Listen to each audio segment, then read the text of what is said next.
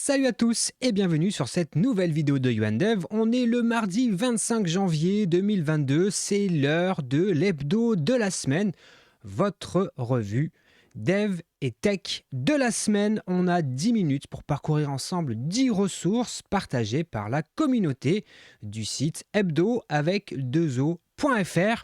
N'oubliez pas de liker, de vous abonner, de laisser un commentaire et on perd pas de temps, on passe tout de suite en mode découverte des ressources de la semaine. Et la première ressource de la semaine est un article publié par Jérôme Tamarel, un article extrêmement intéressant pour ceux qui sont développeurs Symfony et qui souhaitent améliorer ou en tout cas avoir quelque chose de plus performant pour la gestion des secrets avec Symfony et notamment en utilisant Vault de HashiCorp. Et donc, eh bien, vous avez ici toute la mécanique à mettre en place finalement, hein, pour pouvoir stocker vos secrets dans Vault et de ne plus jamais stocker vos secrets dans les fichiers .env. D'ailleurs, l'article, il me semble, le rappelle, un post qui date de 2020 déjà de Fabien Potentiel qui disait que on ne doit jamais utiliser un fichier env pour configurer une application en production et qu'il faut préférer utiliser les variables d'environnement, il me semble, hein, si je dis... non, vous voyez, c'est not use env var to configure your Symfony application, donc c'est... L'idée, c'est de plutôt utiliser une gestion des secrets plus avancée. Bref, si c'est un sujet qui vous intéresse, c'est un sujet sur lequel vous souhaitez améliorer votre sécurité, je pense que vous allez trouver là pas mal de pistes sur cette ressource. Deuxième ressource de la semaine, qui est un podcast que j'espère vous connaissez déjà. Et si ce n'est pas le cas, allez vite écouter ce podcast Radio DevOps, qui est animé par Christophe Chaudier, que peut-être certains d'entre vous connaissent. Christophe, si tu regardes la vidéo, je te passe un petit bonjour au passage. Et là, je vous partage un épisode, hein, l'épisode numéro 20 de Radio DevOps, qui j'ai trouvé particulièrement intéressant, qui est Kubernetes est-il obligatoire? Je vous laisserai trouver la réponse ou pas à cette question au sein du podcast. Et vous avez ici le sommaire, hein, il y en a pour plus de 1h10 d'écoute, c'est vraiment très intéressant. Allez, autre ressource de la semaine, cette fois-ci sur le site de Symfony, qui nous informe de quoi? Eh bien que désormais, quand vous allez souhaiter mettre à jour les recettes de vos bundles et de votre application Symfony, eh bien vous pouvez tout simplement utiliser Recipes. Updates et désormais, grâce à Flex et à cette dernière modification, eh bien vous mettez Recipes. Updates et ça va mettre à jour l'ensemble des recettes de vos bundles, etc. etc. C'est vraiment super intéressant. On n'y pense pas toujours à mettre à jour, hein, les recettes, mais effectivement, grâce à cette petite commande, eh bien, on va gagner énormément de temps lorsqu'on fait notamment des upgrades, hein. En ce moment, on est pas mal, je pense, à migrer soit vers la 5.4, soit vers la 6, nos applications. Donc, ça va être très pratique d'utiliser ça. Autre ressource de la semaine, un dépôt GitHub qui nous permet d'installer facilement les extensions PHP lorsqu'on manipule PHP dans une image Docker. Et donc là, eh bien, il vous suffit d'utiliser cette petite collection de scripts finalement, hein. C'est très simple, vous voyez ici, vous faites appel, ici vous téléchargez la petite application en question et puis ensuite au sein de vos fichiers Dockerfile par exemple, vous rendez ça exécutable, hein, bien sûr, et ensuite il vous suffit de faire install PHP extension et de lister les extensions que vous souhaitez installer. Et le boulot va être fait à votre place. Vous n'avez pas besoin de vous embêter. C'est franchement très très pratique. Donc vraiment, si vous avez, je sais pas, vous utilisez ça pour fabriquer des images Docker pour de la prod ou pour des CI, c'est très pratique. Allez.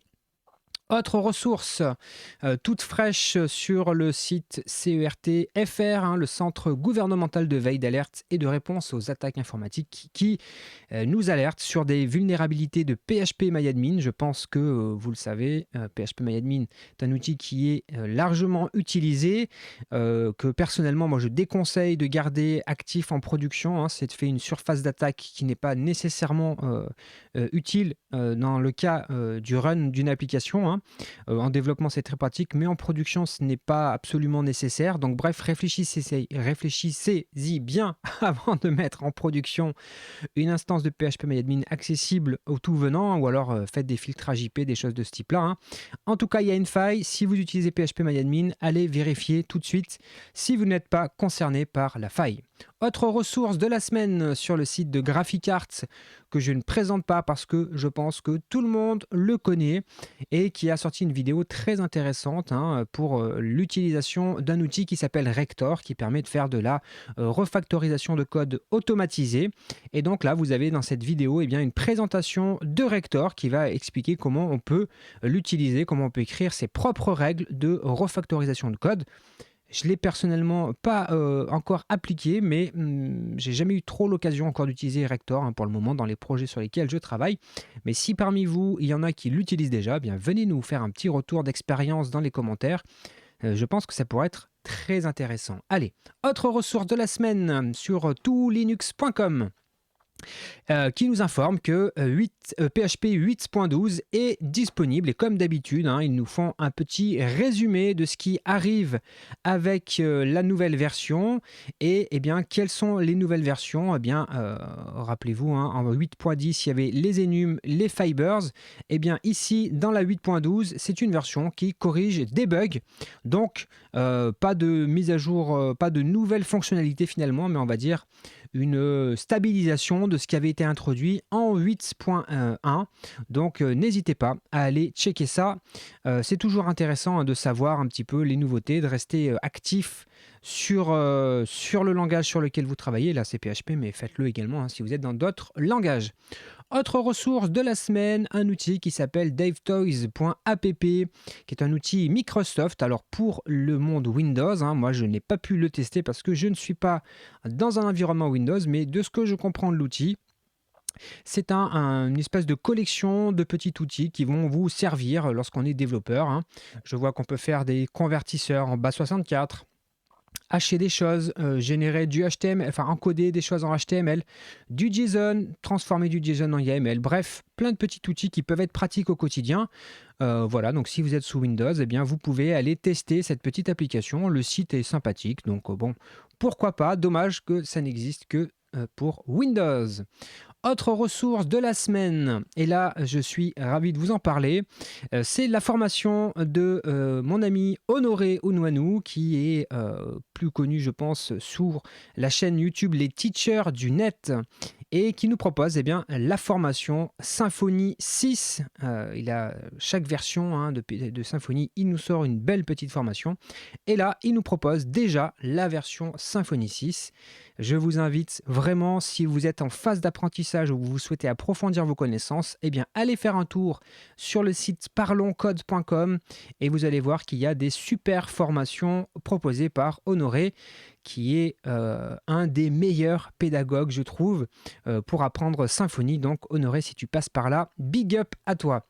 Et enfin, la dernière ressource, vous le savez depuis quelques semaines déjà, la dernière ressource de la semaine, c'est une offre d'emploi qu'on partage ensemble chaque semaine, qui provient du site My Little Team, qui propose des emplois classés par un certain nombre de critères, notamment l'activité sociale de l'entreprise. Est-ce qu'elle est dans du social, dans de l'environnement, dans de l'éducation, dans le style de management, etc., etc. Bref, beaucoup plus centré sur l'humain.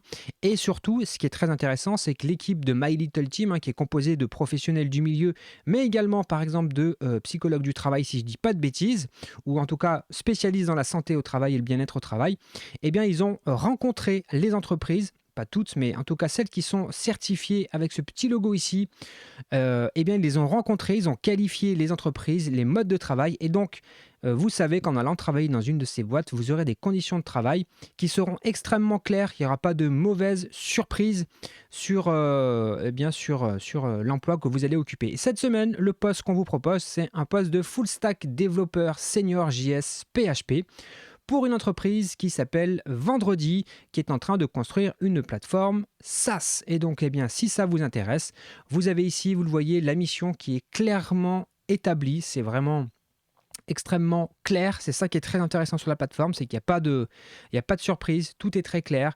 Et ce que j'aime beaucoup sur la plateforme, c'est le déroulement du processus de recrutement qui est toujours extrêmement décrit, ce qui vous permet de vous projeter. Il n'y a pas de surprise sur quel est le processus dans lequel vous vous engagez. Donc je vous laisse découvrir le lien dans le site hebdo.fr, vous allez avoir tous les liens de la semaine. Je vous le montre ici.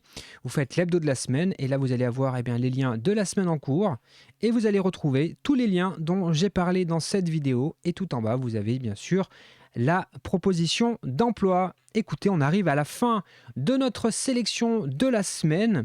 J'espère que cette vidéo vous a plu. Si c'est le cas, n'hésitez pas à laisser un petit pouce. Si vous n'êtes pas abonné, abonnez-vous. Un commentaire, ça fait toujours plaisir. Et moi, je n'ai plus qu'à vous souhaiter une très bonne semaine. Portez-vous bien, prenez soin de vous et des autres et soyez bienveillants. Salut!